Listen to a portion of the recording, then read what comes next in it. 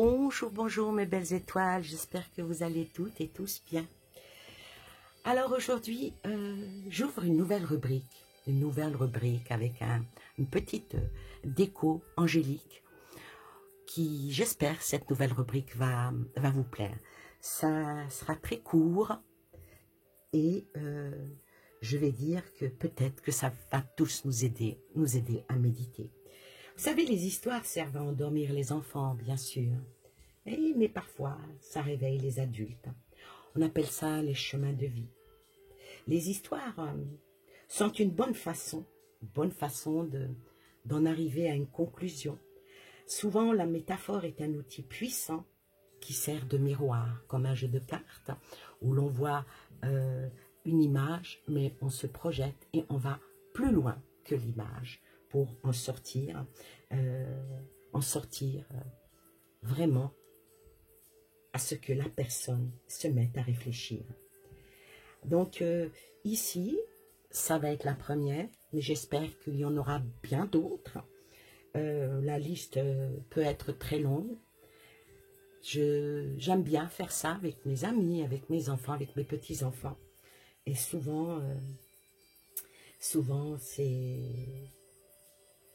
ces petites histoires courtes qui peuvent nous ouvrir les prismes de la réflexion sur l'amour, l'amitié, le fait de savoir et toute autre problématique que l'on affronte jour après jour. Alors aujourd'hui, ma première histoire, peut-être que vous la connaissez, c'est l'histoire d'une leçon de vie. Alors cette leçon de vie, c'est un médecin. Il rentre à l'hôpital dans la hâte après avoir été appelé pour une chirurgie urgente et grave. Il a répondu à l'appel, il s'est changé et dès que possible, il est allé directement au bloc de chirurgie.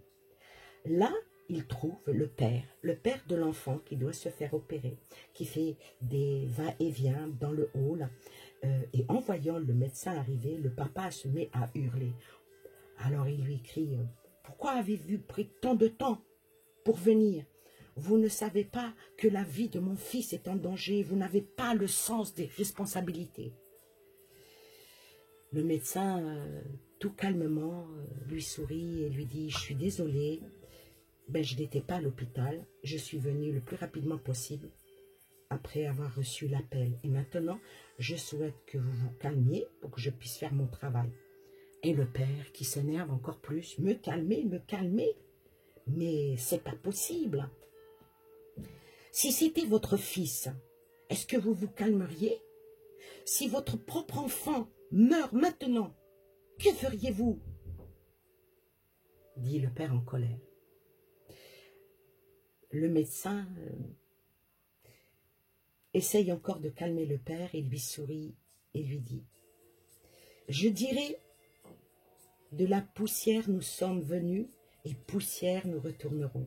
Béni soit le nom de Dieu. Les médecins ne peuvent pas prolonger les vies. Allez et intercédez pour votre enfant, faites des prières. Nous ferons de notre mieux par la grâce de Dieu pour sauver votre enfant. » Et le père, en parlant dans sa barbe, dit « Oui, donnez des conseils. Quand nous ne sommes pas concernés, c'est trop facile. Là. » Le chirurgien ne savait que répondre, mais il comprend le père et il rentre. Et l'opération a duré plusieurs heures. Et l'enfant était, on va dire, sorti d'affaire. Et le médecin sortit heureux. Et il dit au père qui était à attendre, « Voilà, monsieur, on va dire merci Dieu, votre enfant est épargné.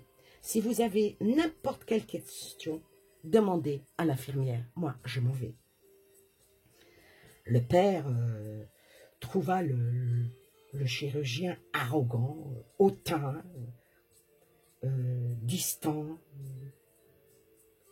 Alors il dit à l'infirmière, « Mais pourquoi est-ce qu'il est aussi arrogant? » Comme si il n'avait pas de sentiments. Il ne pouvait pas attendre quelques minutes pour me renseigner un peu plus sur l'état de mon enfant. L'infirmière le regarda et l'infirmière, ne pouvant pas contenir ses larmes, dit au père, « Vous savez, monsieur, son fils est mort hier dans un accident de la route. Il était à l'enterrement quand nous l'avons appelé pour la chirurgie de votre fils. Il a tout laissé pour venir sauver votre enfant.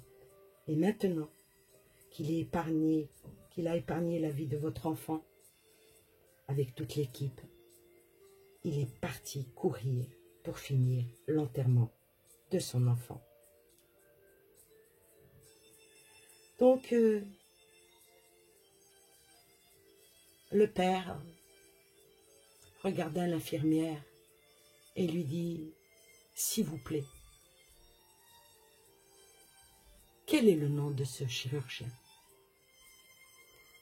Et l'infirmière lui dit, « Aujourd'hui, son nom s'appelle Tristesse et Espoir. »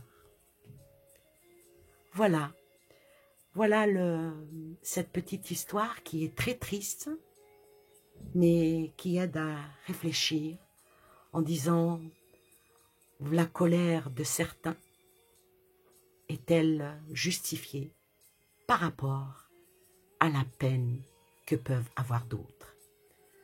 Voilà, j'espère que cette petite histoire vous a plu. Je vous fais de gros bisous, prenez soin de vous et des vôtres, et je vous dis à bientôt pour une nouvelle petite histoire. Bye bye.